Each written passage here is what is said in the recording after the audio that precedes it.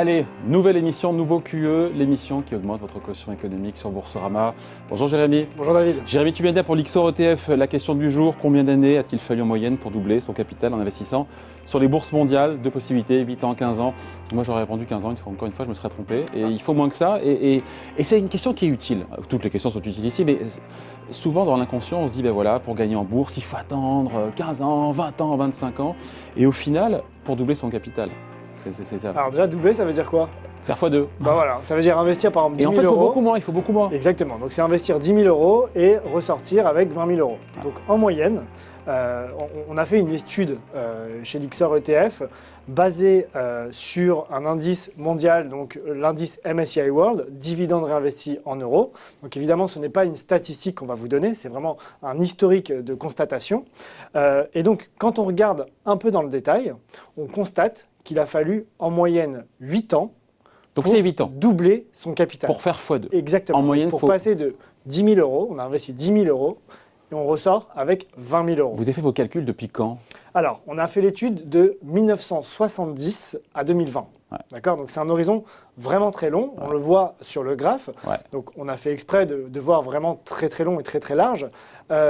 Et donc, on voit 8 ans en moyenne, voilà. Et après, ça, on s'écarte évidemment en fonction du moment où on rentre. Alors, on va essayer de commenter en plus ces chiffres-là. Donc, en 1990, il nous a fallu, en moyenne, 8 ans pour doubler son capital. Ouais. Donc, c'est ce qu'on voit exactement sur le graphe. C'est la ligne rouge qui symbolise la moyenne. Et par exemple, pour un autre chiffre, en 2000, il a fallu, pour le coup, beaucoup plus. Il a fallu près de 18 ans oui, parce pour que doubler 2000, son capital. c'était le point haut des marchés, des bourses mondiales, évidemment. Et à l'inverse, quand on regarde, par exemple, en 2007, aujourd'hui, si j'avais investi 10 000 euros en 2007, jusqu'à aujourd'hui, il m'a pas fallu, j'ai pas réussi encore à doubler mon capital. Ouais, ça ne veut pas dire pour autant que je suis perdant. Ça ne veut pas dire que je suis perdant. Mais j'ai pas doublé, j'ai pas fait x2. J'ai pas encore doublé, j'ai peut-être perdu de l'argent. En fait, tout dépend combien de temps vous êtes resté investi, à quel horizon, etc. Mais en tout cas, en 2017, si j'avais investi dans l'année 2007, excusez-moi, je n'aurais pas encore doublé mon capital. Ouais. Alors, encore une fois, c'est pas une prévision. Il faut quand même dire les choses, c'est voilà, vous dites un historique du passé, ce sont des constatations sur le passé, mais le passé exactement. Parfois éclaire un petit peu l'avenir, même s'il ne garantit rien, il faut quand même le rappeler. Fameuse phrase, les performances passées ne préjugent pas des performances futures. Évidemment. Donc 8 ans en moyenne pour doubler. Oui, vous me parlez du MSCI World, c'est donc l'indice boursier mondial qui sert de référence pour faire ce calcul. Pourquoi l'avoir pris et pourquoi il est bien celui-là? Alors, parce que finalement, l'indice MSCI World, c'est une référence internationale.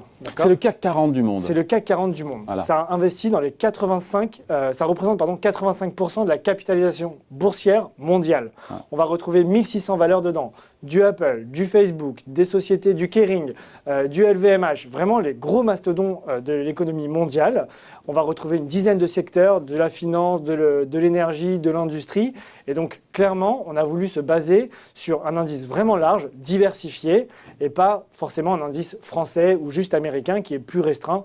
Là, on veut vraiment regarder l'investissement le plus large, le plus diversifié, parce que plus c'est diversifié, plus en théorie, on diversifie les risques. C'est vrai qu'on prendrait un autre indice comme le CAC 40, on arriverait à d'autres résultats. On arriverait à d'autres chiffres, peut-être moins jolis, effectivement, moins sexy.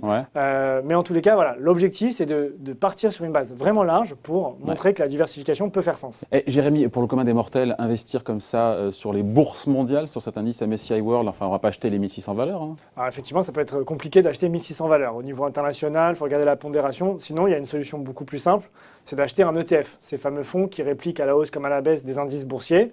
On a des ETF, des l'Ixor ETF sur le CAC 40, mais on a aussi des l'Ixor ETF sur l'indice monde de la MSCI World qui nous permet en une seule transaction, donc l'achat d'un l'Ixor ETF, MSCI World, d'acheter les 1600 valeurs de l'indice d'un coup. Donc c'est pas mal. Voilà, pour ceux qui ne savent pas, on apprend un truc, et on en apprend à chaque fois dans le QE. Tout investissement comporte un risque de perte en capital. Bah oui, il faut le rappeler évidemment. Allez, merci Jérémy. Merci David. Nouveau QE à venir très vite sur Boursorama.